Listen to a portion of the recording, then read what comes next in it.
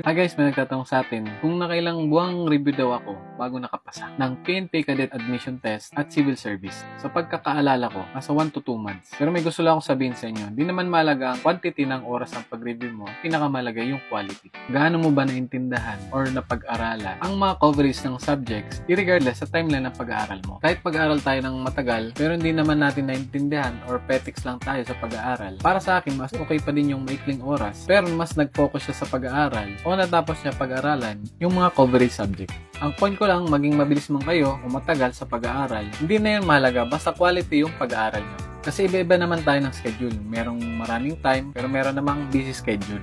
May pagkakaiba din tayo ng way ng pag-aaral at bilis ng pag-intindi sa mga subject. Kaya yung 1 to 2 months na review ko, pwedeng mas mabilis sa inyo or mas mabagal. Sa experience ko, graduating ako ng college, kaya ganun ang naging time frame ng pag-aaral ko. Kaya ang mahalaga dito, alamin nyo yung schedule mo sa buong araw or sa buong linggo. Pwedeng gumawa ka ng calendar of activities mo.